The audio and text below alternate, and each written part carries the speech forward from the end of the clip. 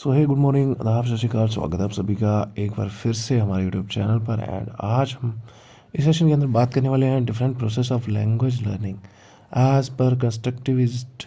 दो कंस्ट्रक्टिविस्ट के नाम दिए गए हैं आपके सिलेबस के अंदर एंड इनके हिसाब से आपको बताना है कि क्या क्या प्रोसेसेस यानी क्या क्या प्रक्रिया होती है लैंग्वेज लर्निंग की, यानी भाषा अधिगम जो होता है ना, ठीक है।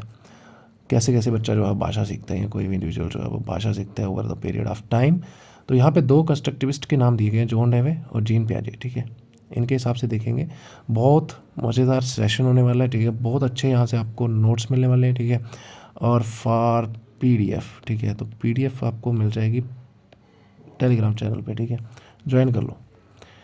उसके बाद देखो यहाँ पे सबसे पहले जॉन डेवे की बात करें तो आपको थोड़ा सा ना इनके बारे में लिख देना है, लाइफ ऑफ जॉन डेवे, ठीक है। आप सबको पता है ये एक अमेरिकन फिलोसफर थे, ठीक है। साइकोलॉजिस्ट भी थे, एजुकेशनलिस्ट भी थे। कहीं ना कहीं इन्होंने जो है इनके आइडियाज़ जो थे उन्होंने एजुकेशन, साइकोलॉजी, फ़िलासफ़ी, ये जो हमारे फील्ड हैं इनके अंदर बहुत सारा जो है वो रेवोल्यूशनाइज लेके आए। वही लिखा हुआ कि whose idea have been influential in education, philosophy and psychology, ठीक है। तो whose कर देना इसको, ये थोड़ा सा ऐसे लिख दिया हुआ है यहाँ पे, whose idea have been influential in education, philosophy and psychology, ठीक है। तो कहीं ना कहीं जो इनके आइडियाज़ थे, ठीक है, मेन इनका आइडिया यही था, learn by doing, experimental learning. तो कहीं ना कहीं उन्होंने जो है वो बहुत ज़्यादा इम्पैक्ट डाला हमारा एजुकेशन फील्ड के अंदर, फिलासफी, साइकोलॉजी में, ठीक है। बाकी आप इनके बारे में लिख देना, ये पैदा होते हैं October 20, 1859 को, ठीक है, अर्लिंगटन यूएसए के अंदर, और died on June 2, 1952 at the age of 92, ठीक है। तो इनकी डेथ हो जाती है। तो ये थोड़ा सा आप लिख के एंड देन इनके बारे में थोड़ा और लिख देना कि जॉन डेवे जो थे ना, ठीक है, याद रखना, इन्होंने जो है वो एस्टेब्लिश करा था लेबॉर्टरी स्कूल, जो कि आपको ऐसे भी पूछा जा सकता है कभी कभी। तो लेबॉर्टरी स्कूल ओपन करा इन्होंने, ठीक है, यूनिवर्सिटी ऑफ शिकागो के अंदर 30 यानी जनवरी 1896 को। 1903 तक ऑपरेट रहा वो, ठीक है। एंड वहाँ पे क्या था, एक टीचर था और 12 स्टूडेंट्स थे। अब इस स्कूल के अंदर ये क्या करते थे, जो भी इनकी एजुकेशनल थ्योरीज थी ना उनको प्रैक्टाइज करते थे, ठीक है, याद रखना है आपने। बस इससे ज़्यादा आपको याद रखने की ज़रूरत नहीं है, बस थोड़ा सा आपको आइडिया होना चाहिए, ठीक है। आप लिख के आओगे एकदम सिस्टमेटिक तरीके से तो आपको एक अच्छा जो है वो आंसर आपका यहाँ पे क्रिएटिव दिखेगा। इनके मेजर वर्क्स लिख देने हैं आपको, जो भी 2-3 याद रहेंगे वो आप कर देना, बहुत सिंपल है। द स्कूल एंड सोसाइटी, ठीक है, 1900 के अंदर इन्होंने वर्क करा है, ठीक है। And the child and the curriculum, ठीक है, 1902 में। डेमोक्रेसी एंड एजुकेशन 1916 के अंदर। एंड एक्सपीरियंस एंड एजुकेशन 1938 के अंदर। ये कुछ इनके मेजर वर्क्स थे जो इन्होंने पब्लिश करे। अब उसके बाद देखो यहाँ पे नोट लिखा हुआ है एक इम्पोर्टेंट, कि Dewey works emphasize the dynamic and changing character of life. इनके हिसाब से देखो यहाँ पे इस लाइन का मतलब ये हुआ कि इनके हिसाब से जो भी आइडियाज़ होते हैं ना, ठीक है, वो जो है स्टैटिक नहीं होते हैं, ठीक है। They are not absolute and they are open to verification, they are open to change, वो चेंज हो सकते हैं। रियलिटी जो है इनके हिसाब से कोई भी फाइनल रियलिटी नहीं होती है, ठीक है। और उसका नेचर जो है वो कैसा है या उसका कैरेक्टर कैसा है, वो डायनामिक है, यानी चेंज होता रहता है over the period of time. तो यही लिखा हुआ नीचे भी देखो यहाँ पे, it may be said that कि there are no fix ideas, no reality is final या इज़ एब्सोल्यूट। इनके हिसाब से कोई भी रियलिटी एब्सोल्यूट या ट्रू नहीं है। रियलिटी जो है वो हमेशा चेंज होती रहती है, ठीक है। Any idea is to be tested only by its practical significance. इन्होंने बोला कि कोई भी आइडिया जो है वो ट्रू है कि नहीं वो देखा जाता है कि उसकी प्रैक्टिकल सिग्निफिकेंस कितनी है। और इस तरह के जो फिलोसफिकल व्यू होते हैं ना, इनको हम बोलते हैं प्रैग्मेटिज्म। ये याद रखना है आपने, ठीक है, कि कोई भी जो आइडिया है वो फाइनल नहीं है, there is no absolute truth, ठीक है। बहुत सिंपल है ये, आपने पढ़ा होगा प्रैग्मेटिज्म के बारे में, जो कि एक वेस्टर्न स्कूल है हमारा। उसके बाद आपने थोड़ा सा प्रैग्मेटिज्म के बारे में बता देना है। तो वर्ड प्रैग्मेटिज्म जो है वो डिराइव हुआ फ्रॉम ग्रीक वर्ड प्रैग्मा, जिसका मतलब होता है टू मेक, टू कम्प्लिश, यानी कोई चीज़ करना, ठीक है, कोई चीज़ को पूरा करना या कोई चीज़ टास्क जो उसको कम्प्लिश करना। अब याद रखना, प्रैग्मेटिज्म जो हमारी फिलॉसफी है ना, इसको हम प्रैक्टिकल फिलॉसफी भी बोलते हैं या यूटिलिटेरियन फिलॉसफी भी बोलते हैं। अब क्यों बोलते हैं इसको प्रैक्टिकल फिलॉसफी, क्योंकि यहाँ पे ज़्यादातर जो चीज़ों को एम्फासाइज़ किया जाता है वो है प्रैक्टिकल यूटिलिटी देखी जाती है उनकी, ठीक है। एक्सपेरिमेंटल लर्निंग को ज़्यादा जो है वो बढ़ावा दिया जाता है। और यूटिलिटेरियन फिलॉसफी मैंने आपको बता दिया, भाई इनके हिसाब से वही है आइडिया जिसकी प्रैक्टिकल सिग्निफिकेंस है वो ट्रू है, ठीक है। तो इसीलिए इसको यूटिलिटेरियन फिलॉसफी भी कहा जाता है। तो ये आपको इतना डीप नहीं जाना है, बस थोड़ा थोड़ा आपको लिख के आना है। अब प्रैग्मेटिज्म फिलॉसफी की बात करें, देखो यहाँ पे एक्सपेरिमेंटलिज्म आ गया कि एक्सपेरिमेंट करके चीज़ों को यहाँ पे आप जो है वो एक्सपीरियंस करोगे। फैलिबिलिज्म वही आ गया कि जो भी रियलिटी है, ठीक है, वो ओपन टू चेंज होती है, ठीक है। आप उसको उसके ऊपर फिर से जो है वो रिसर्च कर सकते हो, ठीक है, और वो हो सकता है बाद में कुछ और ही रिजल्ट आए आपका। तो there is no final reality, there is no absolute reality. Anti dogmatism होता है। एंटी डोगमेटिज्म मतलब ये रिजिड स्टेटमेंट्स को नहीं मानते हैं, ठीक है। इनको जो चीज़ें रियलिटी में दिखती हैं, ठीक है, उनको ये दे परसीव करते हैं, ठीक है, ऑब्जर्व करते हैं, देन रिफ्लेक्ट करते हैं, ठीक है। और इनके हिसाब से कोई भी चीज़ जो है वो स्टैटिक नहीं होती है। यानी डोगमा होता है ना, सेंट्रल डोगमा, आपने देखा होगा कि हाँ ये चीज़ है तो इसको मानना पड़ेगा, नहीं। ये बोलते हैं कि एक्सपीरियंस करो, ठीक है, देखो आपको जो दिख रहा है वो मानो आप। ट्रुथ डायनेमिक है एंड प्रैक्टिकल है, ये वही आ गया कि ट्रुथ जो है वो चेंज होती रहती है, ठीक है। प्लूरलिज्म का मतलब क्या होता है? देखो, प्लूरलिज्म का मतलब ये होता है इनके हिसाब से कि अलग अलग peoples have the different different views हो सकते हैं ऑन द सेम थिंग। तो इसके हिसाब से रियलिटी भी जो है वो अलग लोगों के हिसाब से अलग अलग रियलिटी हो सकती है, ठीक है। ह्यूमन सेंटर्ड अप्रोच है, ठीक है, कि पर्सन जो है वो यहाँ पे मेन सेंटर पॉइंट होते हैं, ठीक है। वो एक्सपीरियंस करता है चीज़ों को एंड देन चीज़ों को लर्न करता है। कंटिन्यूस इंक्वायरी, उसको ज़्यादा बढ़ावा दिया जाता है यहाँ पे, और एम्फेसिस ऑन एक्सपीरियंस, ये भी आ गया कि खुद यहाँ पे आप एक्सपोज होगे चीज़ों को, ठीक है, फिर एंड देन एक्सपीरियंस करोगे, फिर आप जो है वो यहाँ पे उनको सीखोगे। तो ये कुछ प्रैग्मेटिज्म फिलॉसफी के बारे में आप लिख सकते हो थोड़ा सा। उसके बाद आता है हमारा कंस्ट्रक्टिविज्म, ठीक है। कंस्ट्रक्टिविज्म आप सबने सुना होगा, ठीक है।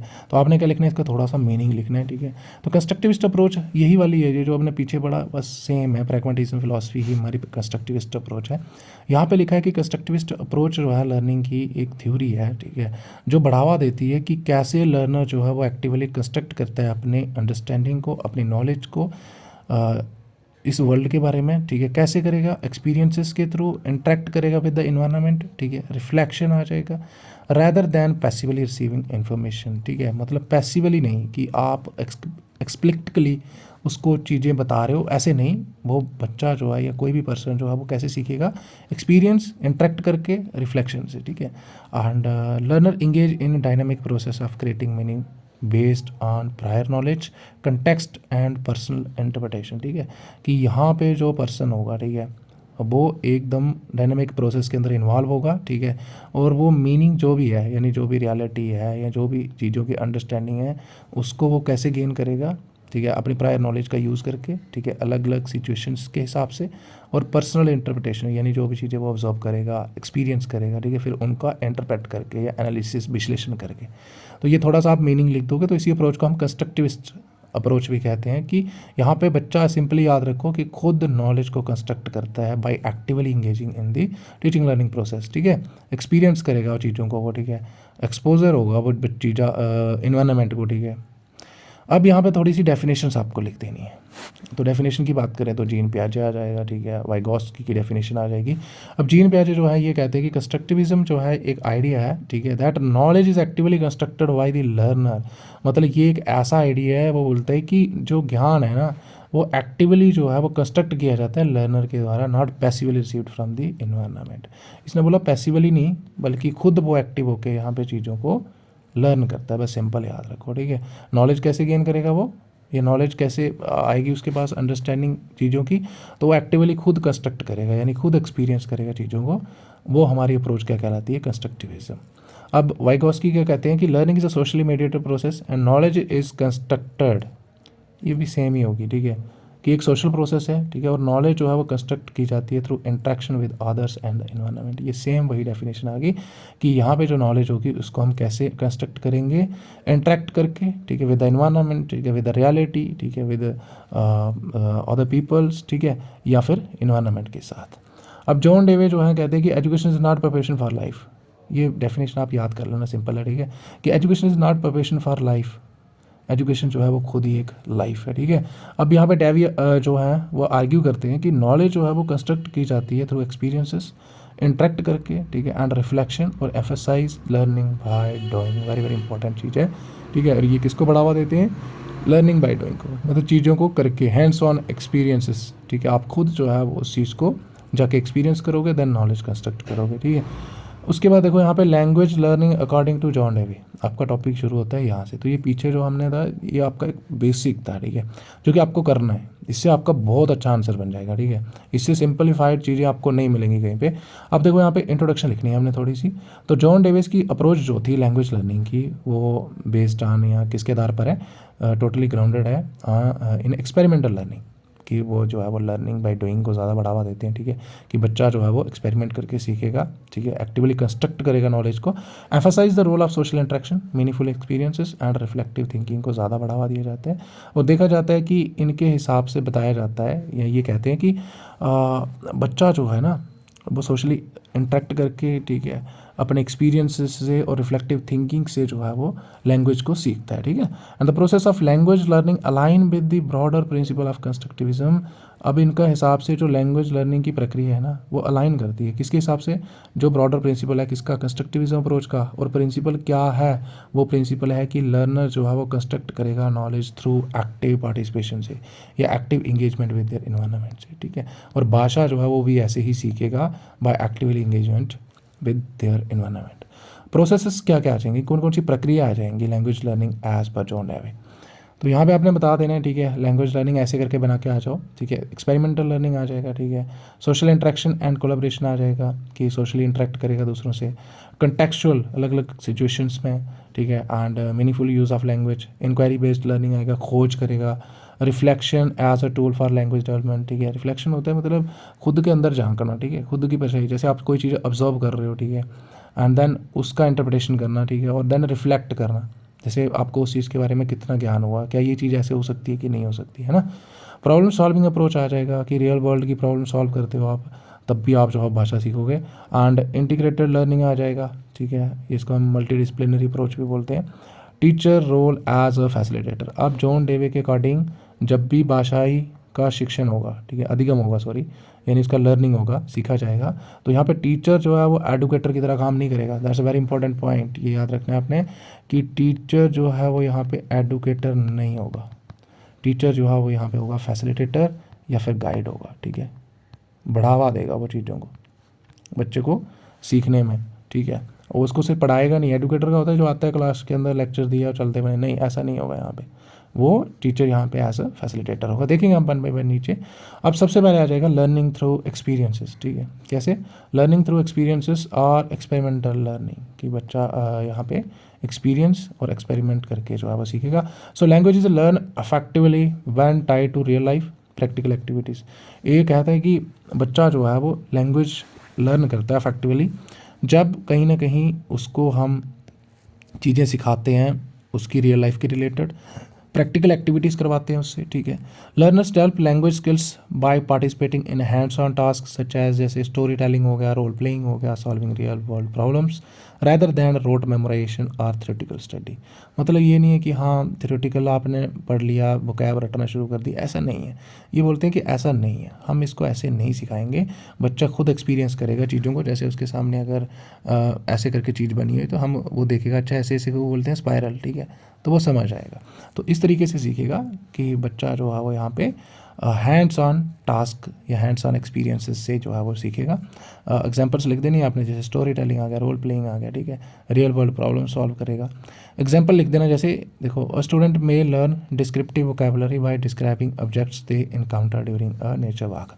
अब वो नेचर वॉक पे जा रहा है, ठीक है, तो जहाँ उसको जो जो ऑब्जेक्ट दिख रहे हैं रास्ते में, ठीक है, तो अच्छा ये वो है, ठीक है, ये वो वाला प्लांट है, अच्छा ये स्टोन है, ये सैंड है, ये सिल्ट है, ये क्ले ऐसी होती है, समझ आई। तो ऐसे करके जो है वो अपनी वोकैब यहाँ पे वो सीख सकता है, ठीक है। तो एक्सपीरियंस करके सीख रहा है ना चीज़ों को, उसके सामने पड़ी हुई है, अच्छा ये इसका ग्रेन का साइज़ इतना कम होगा तो ये हम सिल्ट बोल देंगे, इसको हम क्ले बोल देंगे, अगर इससे बड़ा साइज़ है तो हम इसको सैंड बोल देंगे, ठीक है, समझ आ रही है आपको।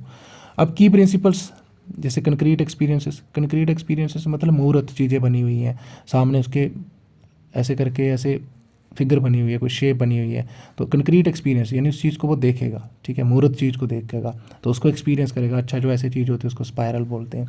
रिफ्लेक्टिव ऑब्जर्वेशन आ जाएगा, ठीक है, ये वही आ जाएगा रिफ्लेक्शन करना जो भी उसने ऑब्जर्व करा।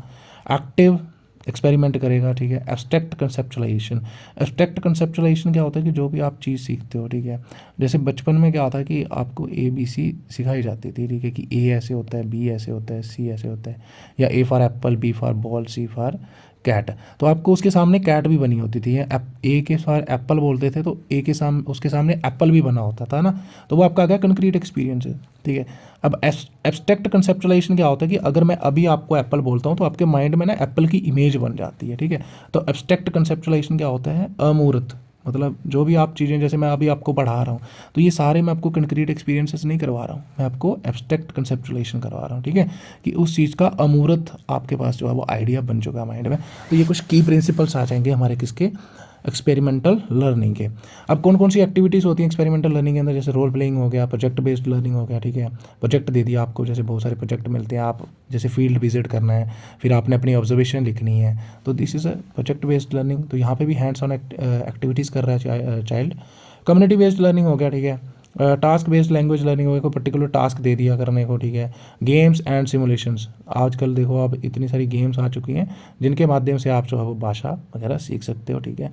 और बेनिफिट की बात करें इसके क्या होंगे कि प्रैक्टिकल एप्लीकेशन होगी रियल वर्ल्ड के अंदर, जैसे आप अगर रियलिटी या रियल वर्ल्ड में चीज़ों को एक्सपीरियंस करके सीख रहे हो तो इससे आपका कॉन्फिडेंस और फ्लुएंसी भी बढ़ेगी, है ना।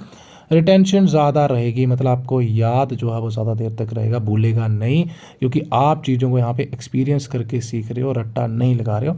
कल्चरल अवेयरनेस भी आएगी क्योंकि आप वहाँ पे खुद जाओगे, एक्टिव इंगेजमेंट रहोगे, ठीक है, एक्टिवली पार्टिसिपेट करोगे। And development of critical thinking भी बढ़ेगी कि ये चीज़ ऐसे क्यों है, तो ये रचनात्मक जो सोच होती है ये भी आपके अंदर डेवलप होगी, इसका भी विकास होगा।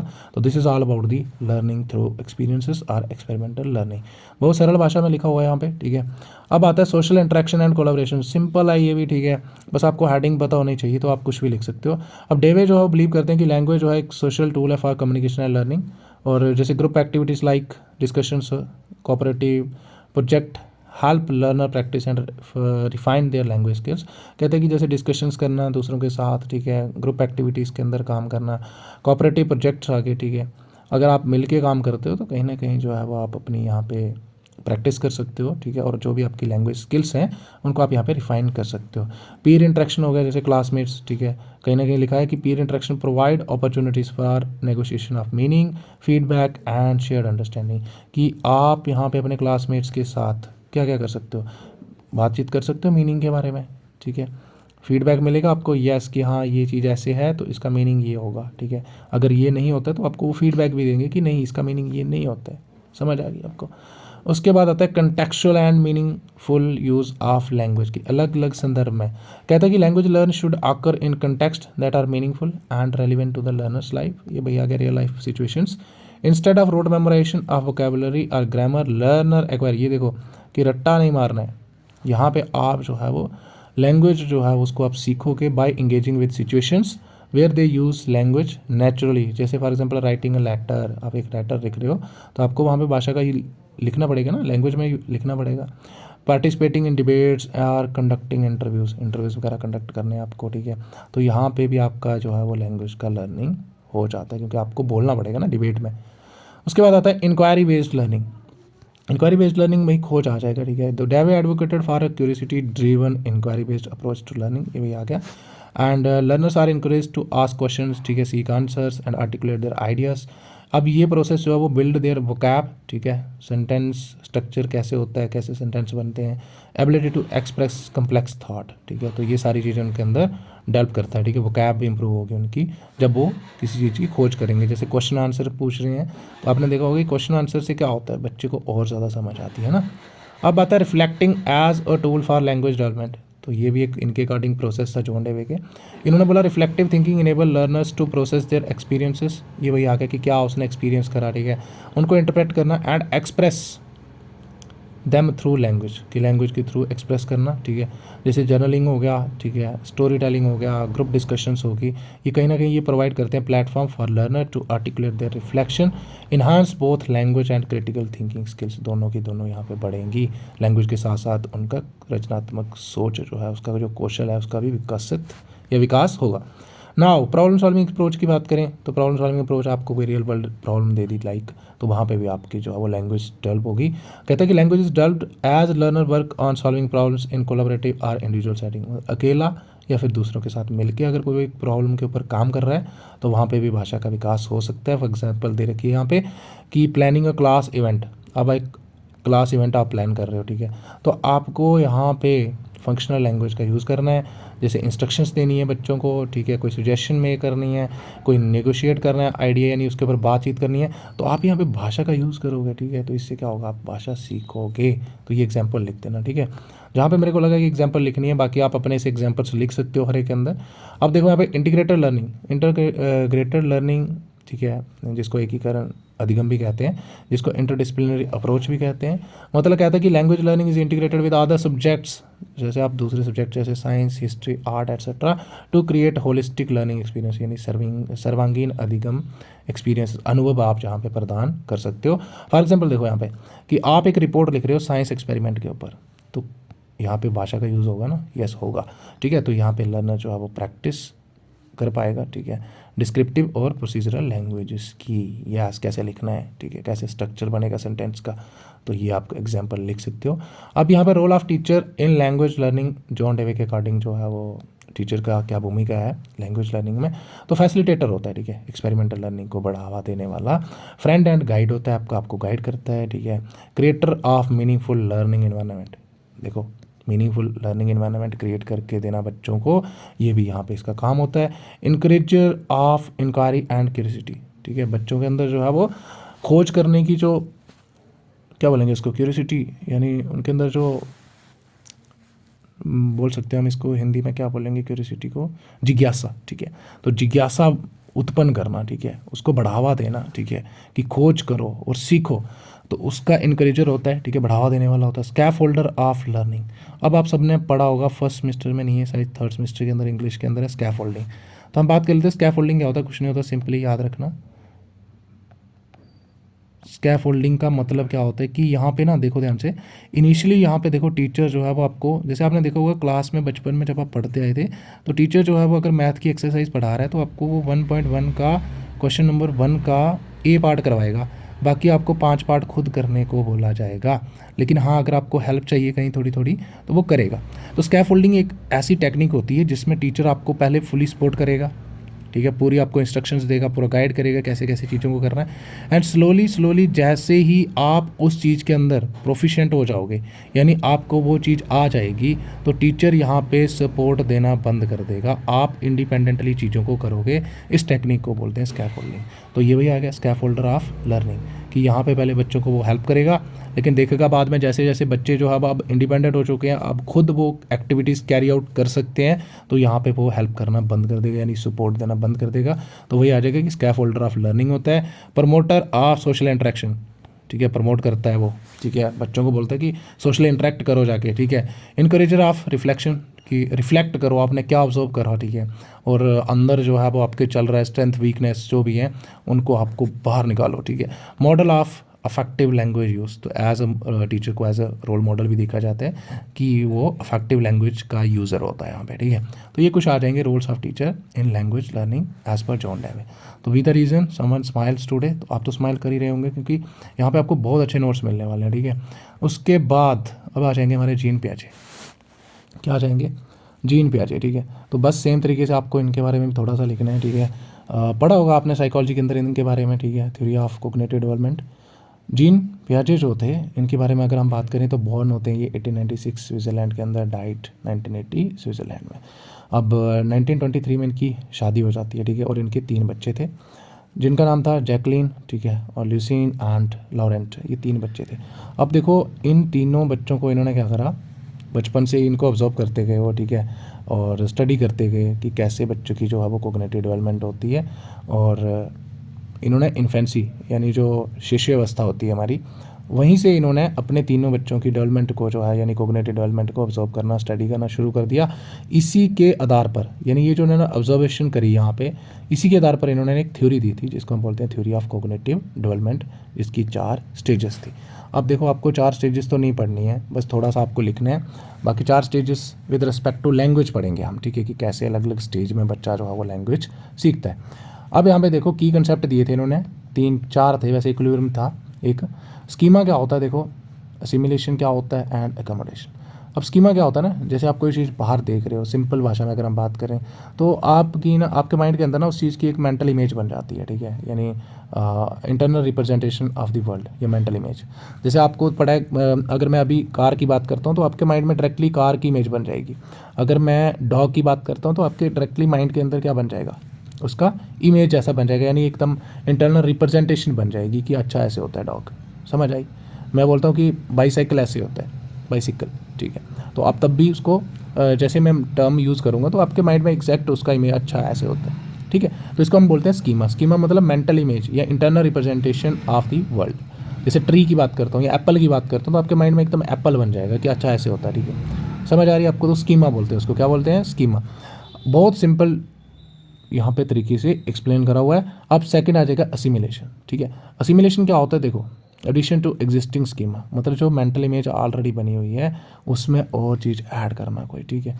जैसे देखो इधर आपको पता था कि बस होती है, ठीक है, आपने क्या करा, बस पता है, अच्छा ठीक है ऐसे होती है, उसके इतने टायर होते हैं, ऐसे चलती है और बड़ी होती है, ठीक है, और आगे से ऐसी होती है पीछे। अब आपने डबल जो स्टोरी बस होती है हमारी, ठीक है, डबल डेकर बसेस होती हैं, वो नहीं देखी थी। अब आपने क्या करा, वो भी देख ली। तो आपको जो है एग्जिस्टिंग स्कीमा के अंदर ऐड करना पड़ेगा कि बसेस भी 2 टाइप की होती हैं आगे, ठीक है, डबल डेकर बसेस और सिंगल डेकर बसेस। समझ आई आपको? तो इसको हम बोलते हैं एसिमिलेशन की एडिशन टू एग्जिस्टिंग स्कीमा। मतलब एग्जिस्टिंग स्कीमा के अंदर क्या बोलेंगे, नया स्कीमा ऐड करना। This is known as assimilation.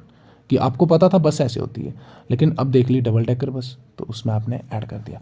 अब देखो अकोमोडेशन क्या होता है कि अल्टर करना या चेंज करना existing schema in light of new information. जैसे फॉर एग्जांपल आपको किसी ने बोल दिया कि एलिफेंट के 5 लेग्स होती हैं, ठीक है, आपने मान लिया उस चीज़ को बचपन में, ठीक है, लेकिन जब एक्चुअल में आपने उस चीज़ को देखा, ध्यान से सुनना, अब उसको आपने एक्चुअल में जब देखा तो उसकी 4 टांगें थी। तो मतलब सिंपल भाषा में एग्जांपल दे रहा हूँ आपको समझाने के लिए। तो यहाँ पे देखो अब आपको इसको चेंज करना पड़ेगा, अल्टर करना पड़ेगा इस वाले स्कीमा को, ठीक है, विद दिस स्कीमा। कि नहीं मैंने तो एलिफेंट खुद देखा, उसकी तो 4 टांगें थी, ठीक है, तो इसको हम क्या बोलेंगे, अकोमोडेशन। तो ये 3 कंसेप्ट थे, ठीक है। उसके बाद आता है एक और भी था, इक्विलिब्रियम, ठीक है, तो इतना डीप में जाने की ज़रूरत नहीं है आपको वैसे। अब स्टेजेस ऑफ कोग्निटिव डेवलपमेंट, तो इनके हिसाब से 4 स्टेजेस थी, sensory motor, pre operational, concrete operational और फॉर्म ऑपरेशनल। बर्थ से लेके 2 ईयर, ठीक है, जिसको इन्फेंसी भी कहते हैं यानी शिशुअवस्था। 2 से 7 ईयर हमारी प्री ऑपरेशनल चलती है, जिसको हम टोडलर या अर्ली चाइल्डहुड बोलते हैं, पूर्व बाल्यावस्था। और कंक्रीट ऑपरेशनल 7 से 11 ईयर, जिसको हम लेट चाइल्डहुड यानी उत्तर बाल्यावस्था भी बोलेंगे। फॉर्मल ऑपरेशनल की बात करें तो ये होती है 11 ईयर टू अबव यानी एडोलसेंस टू अबव, जिसको हम बोलते हैं किशोर अवस्था से ऊपर, ठीक है। तो ये 4 स्टेजेस दी थी इन्होंने अपने ही बच्चों के ऑब्जर्वेशन करके। अब आता है process of language learning as per constructivist Jean पियाजे, ठीक है। इनके हिसाब से जो है वो लैंग्वेज लर्निंग के क्या क्या प्रोसेस होते हैं।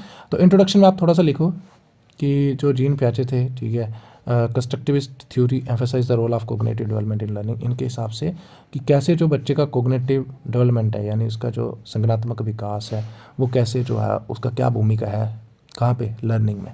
तो पियाजे बिलीव करते हैं कि language learning is an active process होता है, ठीक है, where learner construct knowledge by interacting with their environment. Same तरीके से है कि यहाँ पे बच्चा जो है वो नॉलेज कंस्ट्रक्ट करता है by interacting with their environment, से इंटरेक्ट करके। He identified stages of cognitive development. अब इन्होंने 4 स्टेजेस जो है वो संज्ञानात्मक यानी जो हमारा मेंटल डेवलपमेंट है उसकी स्टेजेस जो आइडेंटिफाई करी। और that influence how language is learned and emphasize that language acquisition is deeply connected to a child's thought process. और इन्होंने बताया कि कैसे जो है वो लैंग्वेज जो है वह बच्चा एक्वायर करता है, ठीक है, अलग अलग स्टेजेस में, एंड कैसे हर एक स्टेज जो है वो लैंग्वेज लर्निंग को इन्फ्लुएंस करता है, ठीक है।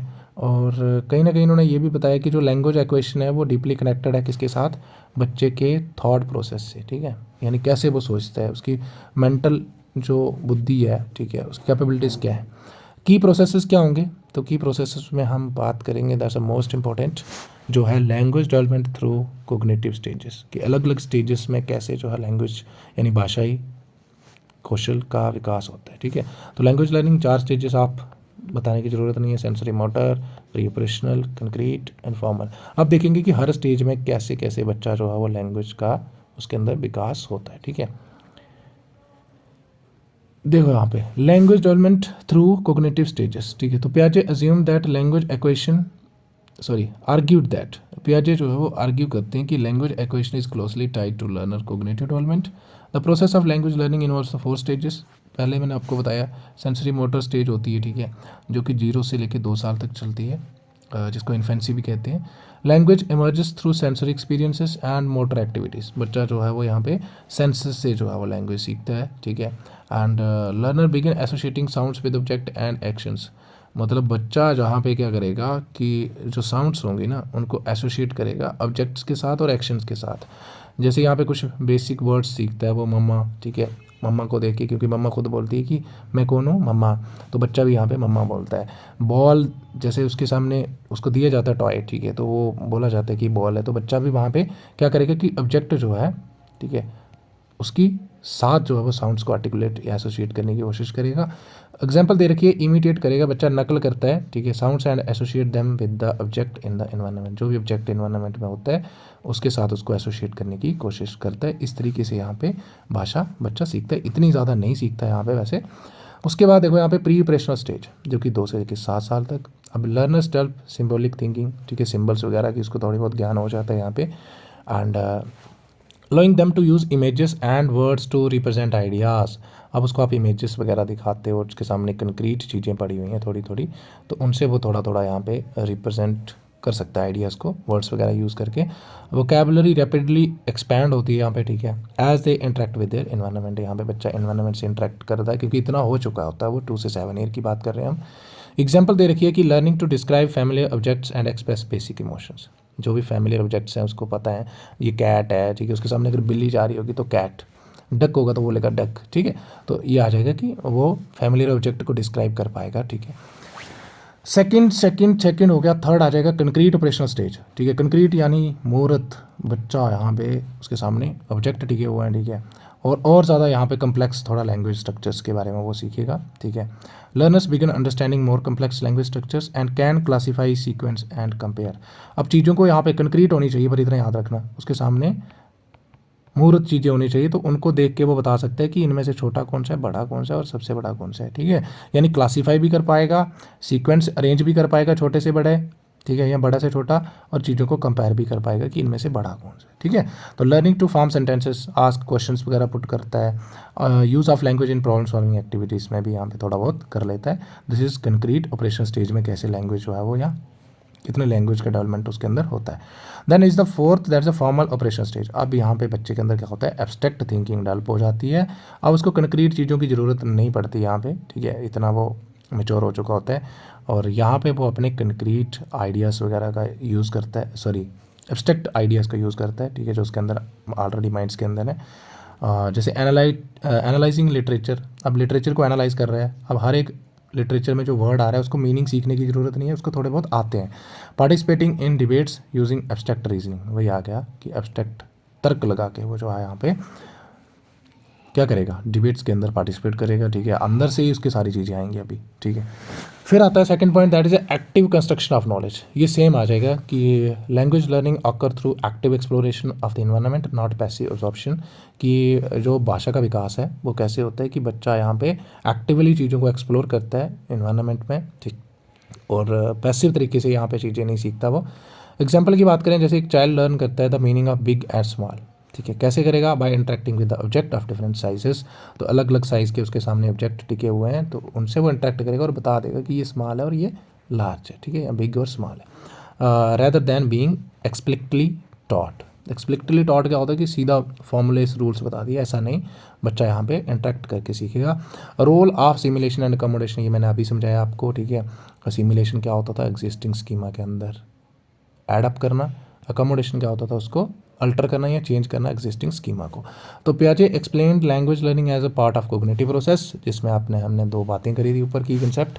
असिमिलेशन में क्या होता है कि learners incorporate new language knowledge into their existing mental framework. ये सेम आ गया, वही बताया मैंने कि अगर उसको थोड़ा बहुत इसके बारे में वोकैब के बारे में पता था तो और वोकैब उसके रिलेटेड जो है वो ऐड कर सकता है। उसके बाद देखो एग्जांपल दे देखिए यहाँ पे कि learning that dog refer to a specific animal. हमें पता है डॉग जो है वो एक एनिमल होता है, लेकिन अब ये जो डॉग है आगे देखा उसने कि यार डॉग तो बहुत अलग अलग टाइप्स के हैं, ठीक है। कुछ डॉग्स जो मोटे हैं, कुछ डॉग्स पतले हैं, कुछ डॉग्स लंबे हैं, समझ आई। तो ये जो उसकी अंडरस्टैंडिंग है इसको एक्सटेंड करेगा टू द अदर डॉग्स, ठीक है, यानी एग्जिस्टिंग स्कीमा के अंदर और स्कीमास ऐड करेगा। This is assimilation. अकोमोडेशन की बात करें तो learners modify their understanding when they encounter new language structure. मतलब अगर उसको कोई नया लैंग्वेज स्ट्रक्चर दिखता है तो फिर वो जो पुराना वाला होगा, अच्छा ऐसे नहीं होता था, मैं गलत कर रहा था, मेरे को इसको चेंज करना पड़ेगा, ठीक है, तो ऐसे होता है एक्चुअल में। तो ये आ जाएगा अकोमोडेशन। देन आ जाएगा fourth, egocentric speech and social interaction. Egocentric speech and social interaction का अगर हम बात करें तो यंग लर्नर्स जो होते हैं इंगेज इन ईगोसेंट्रिक स्पीच। अब ईगोसेंट्रिक मतलब पता क्या होता है, ध्यान से सुनना। ईगोसेंट्रिक होता है कि बच्चे को लगता है कि जो मैं सोच रहा हूँ ना वही सही है, इसका सही मतलब ये होता है वैसे, बट यहाँ पे हम देखेंगे तो कहता है कि talking to themselves which help them to internalize and process language over time. This evolves into social communication through interaction with others. कुछ नहीं है, मतलब बच्चा जो है वो खुद ही भिन्न भिन्न आता है चीज़ों को, ठीक है, अपने से बातें करता है यहाँ पे, और उसको लगता है कि जो मैं सोच रहा हूँ वही सही है, बाकियों के पर्सपेक्टिव को नहीं मानता वो, इसको बोलते हैं ईगोसेंट्रिक स्पीच, ठीक है। एग्जाम्पल की बात करें तो a child narrates their action allowed while playing game, ठीक है, वो गेम खेल रहा है तो वहाँ पे वो कुछ चीज़ें ज़ोर ज़ोर से जो है वो क्या कर रहा है, बुनबुन कर रहा है। लेटर वही सिमिलर फ्रेजेस वो है कन्वर्सेशन के अंदर भी यूज़ करेगा, तो वहाँ पे भी वो एक्टिवली सीख रहा है, ठीक है। नाउ डिस्कवरी बेस्ड लर्निंग आ जाएगा, ठीक है। Learner discover language rules and patterns on their own through explore करके, प्रॉब्लम सॉल्विंग करके। तो सिंपल है, ठीक है, ये भी एक तरीका था अकॉर्डिंग टू जीन पियाजे लैंग्वेज एक्वेशन का। हैंड्स ऑन एक्टिविटीज़ वही आ गया, कंटेक्चुअल लर्निंग सेम आ जाएगा अलग अलग कंटेक्स्ट में। पियाजे advocated for context rich hands on experiences to develop language skills. Example की बात करें, एक child learning vocabulary about plants by visiting a garden and discussing what they you see, ठीक है। तो देखो यहाँ पे हैंड्स ऑन एक्टिविटीज़ मतलब बच्चा यहाँ पे अलग अलग सिचुएशन में गया, जैसे गार्डन में विजिट कर रहा है तो उसको वहाँ पे जो जो चीज़ें दिखी तो वो उनके रिलेटेड जो भी वोकैब है, ठीक है, वो वहाँ पे सीखेगा, ठीक है। अच्छा ये प्लांट ऐसा है, इसके लीव्स अगर ऐसे हैं तो इन लीव्स को ऐसे बोलेंगे, लीव्स के बीच में जो वेन्स का अरेंजमेंट होता है, अच्छा इसको विनेशन बोलते हैं, अच्छा ऐसे होती हैं विनेशंस, ठीक है, समझ आई। उसके बाद concrete example based language learning. Concrete examples वही आ गया कि आप उसको मूर्त चीज़ें दिखा रहे हो, ठीक है, सामने, और लर्नर जो है वो ग्रास्प करता है language better when it is tied to tangible example. Tangible मतलब कोई भी चीज़ जो फिजिकली टच कर सकते हो आप, जिसको याद रखना, ठीक है, जिसको फिजिकली टच कर सकते हो। इंटेंजिबल होता है जो कि फील कर सकते हो, सिर्फ आप उसको फिजिकली नहीं देख सकते। तो कहता है कि लैंग्वेज जो है वो बच्चा जो है वो अच्छे से सीखता है जब हम कहीं ना कहीं उसको टेंजिबल एग्जाम्पल्स के माध्यम से सिखाते हैं। तो ये भी एक तरीका था इनके according, that is hands on concrete example based language learning. अब इसमें एक्टिविटीज़ कौन कौन सी हैं, जैसे स्टोरी टेलिंग एक्टिविटीज़ हो गया, ठीक है, और गेम्स एंड पजल्स हो गए, peer collaboration, exploration of the environment खोज करके। और इसी के साथ थैंक यू। और अगर आपके लिए ये वीडियो बेनिफिशियल रही हो ना, मतलब आपको लगा है कि नहीं बहुत इजी कंटेंट है, मेरे को लगता है यहाँ तक कि बहुत अच्छे से इजी कंटेंट था ये, ठीक है, इसमें कुछ था नहीं इतना, बस आपको सीक्वेंशियल चीज़ें मिल गई हैं। अगर ऐसा है ना तो चैनल को सब्सक्राइब करना नहीं भूलना आप लोगों ने, ठीक है। आप चैनल को सब्सक्राइब नहीं करते पहली बात तो, ठीक है, तो कर दिया करो, ठीक है। हम PDF भी दे देते हैं आपको, इवन की कोई PDF नहीं देता है, पता है आपको, इतनी मेहनत लगती है यहाँ पे हैंड रिटन नोट्स क्रिएट करने में, और मैं फिर भी PDFs आपको टेलीग्राम पे ड्यूरिंग योर एग्ज़ाम मैंने बहुत बार दिया, आपको पता होगा। तो आपको इतना करना है कि चैनल को सब्सक्राइब करना है और वीडियो को लाइक करना नहीं भूलना है आप लोगों ने। सो आज के लिए इतना ही, ठीक है, और मिलते हैं अगली टॉपिक्स के साथ। तो आज के लिए इतना ही, and have a good day.